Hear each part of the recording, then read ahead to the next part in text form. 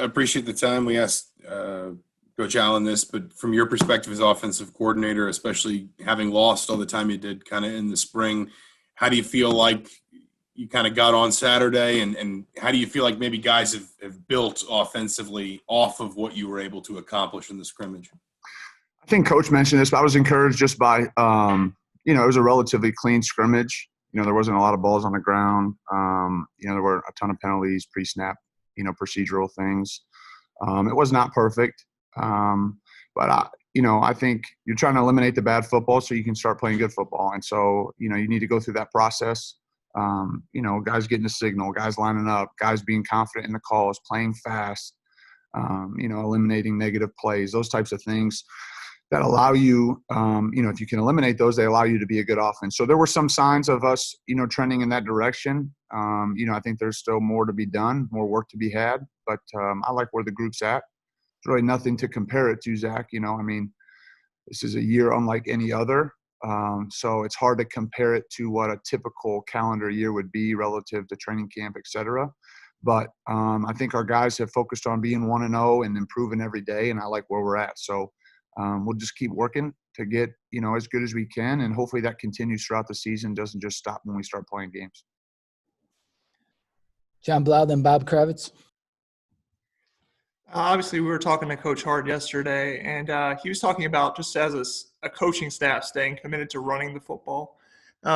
You've talked a lot about taking whatever the defense gives you, and even passes out to Wap on the perimeter were pretty much a run play. But how important is it to you that you guys make sure that Stevie, Sampson, David Ellis, all those guys are heavily involved, in the offense this year? Yeah, I think, number one, no surprise that the running back coach would mention running the ball, for sure.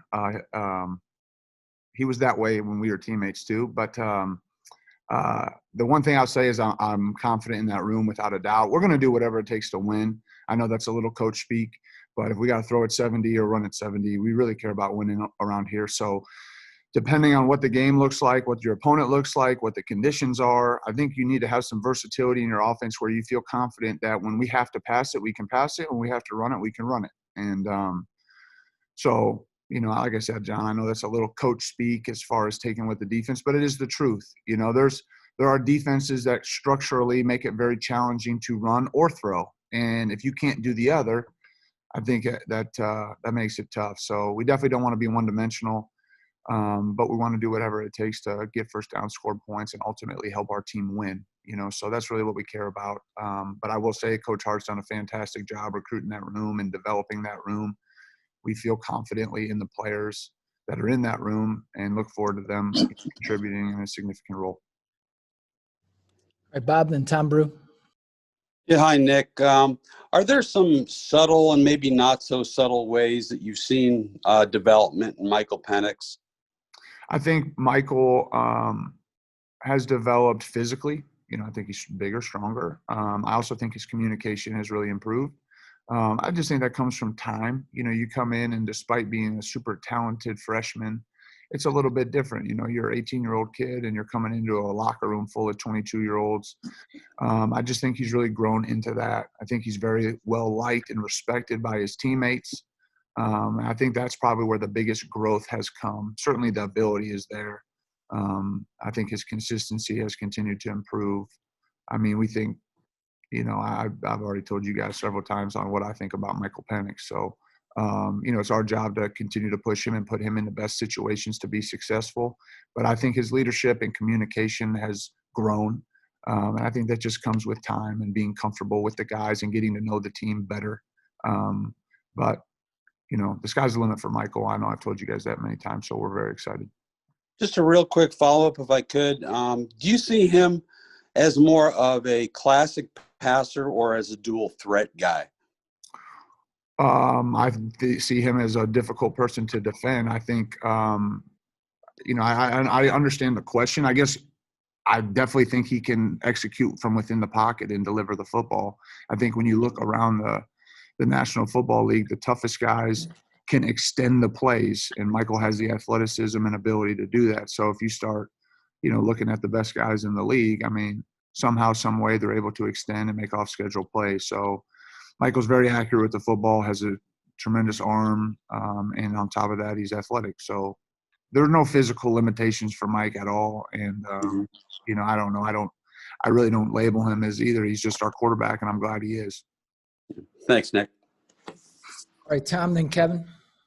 Nick, Coach Allen made a lot of the fact of trying to keep this continuity going this year when you were hired and such. Can you talk a little bit about what it is you learned watching Kalen DeBoer work last year as an OC and how much what he did might carry over into how you call a game? That's a great question.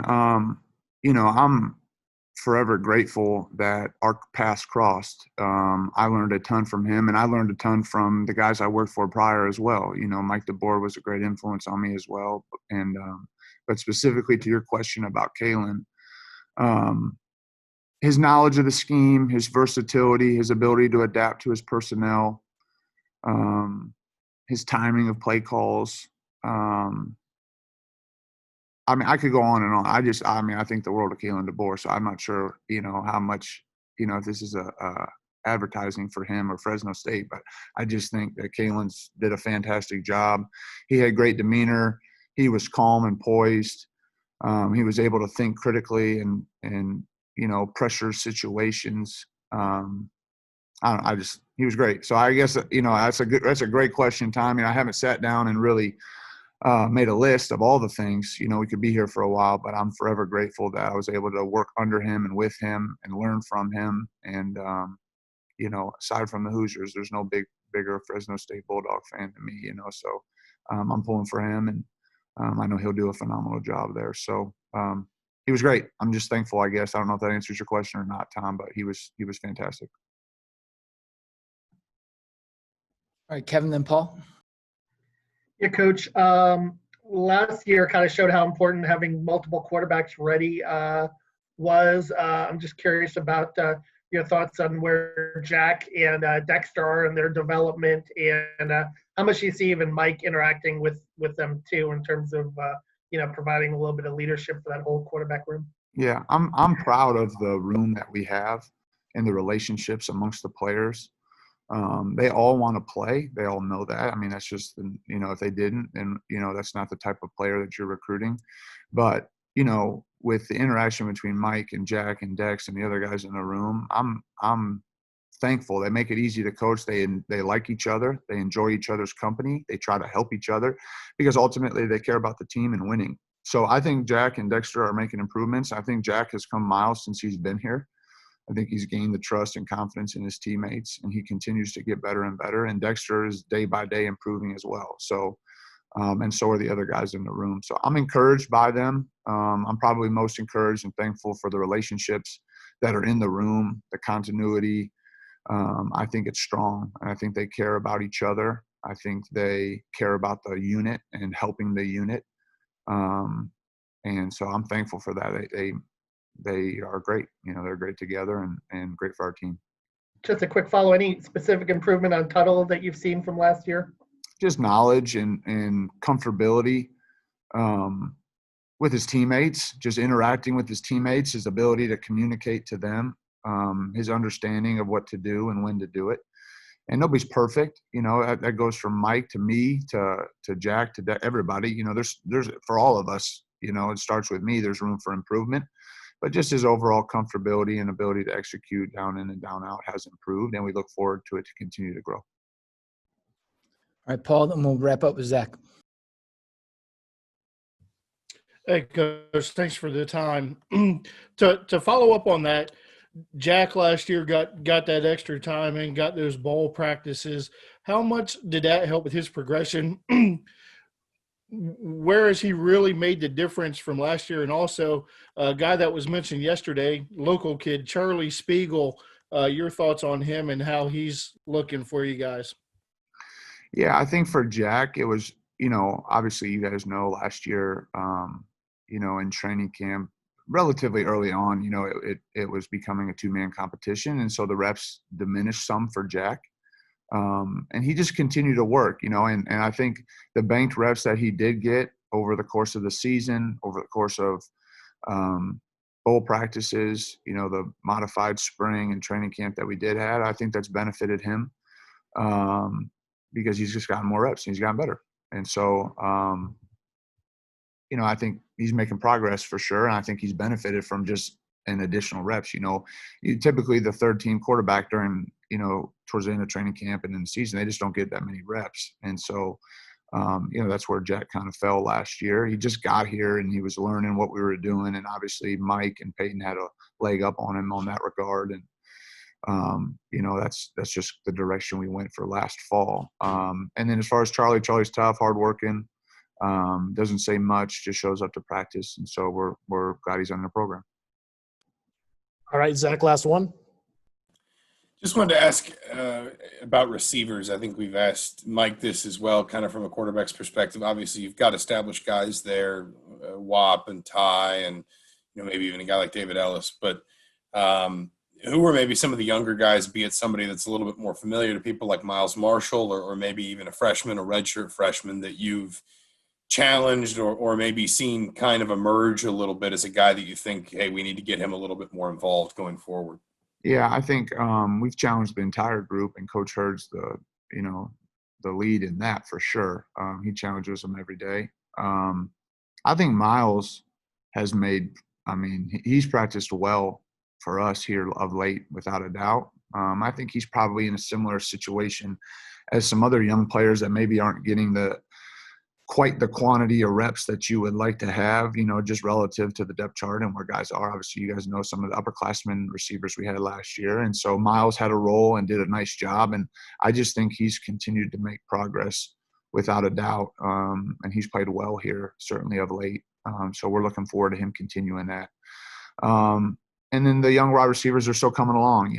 This is a big week. We're about halfway through the week. Obviously, we have a big scrimmage coming up this weekend. I think a lot of things will shake out as far as who we can count on and who we can trust. And I think that's probably the biggest thing, and a good question for Mike is I know he won't tell you exactly who he trusts, but I know on our side, in our building, those are questions that you want to know, is the quarterback has to trust the wide receivers that they're going to run the right routes and be in where they're supposed to be at the right time. And trust is earned, trust is developed, trust takes time. And I think those guys are working their tail off, and they're being coached hard to do that, because they have the ability and we believe in them. We just want to see it down in and down out. And they're making progress towards that. So we're excited about the group. This is a big week coming up. The tail end of this week, for them to develop trust, not just with the coaches, but probably more importantly with Mike and the rest of the quarterbacks, because ultimately, they're the ones out there on the field throwing and catching. So I know Mike and Jack and those guys are working hard. It just takes time. It takes some time to get the number of reps that you need to feel comfortable when you got, 300-pounders rushing at you, that they're going to be in the right spot so I can get the ball out on time and move the ball. So we're excited about him, but Miles, without a doubt, has made great progress, and we're excited about him, and we're excited about the other guys. I'll reserve, commenting specifically on a guy, Zach, maybe until the end of this week or next week, so we have a little bit better feel for that. All right.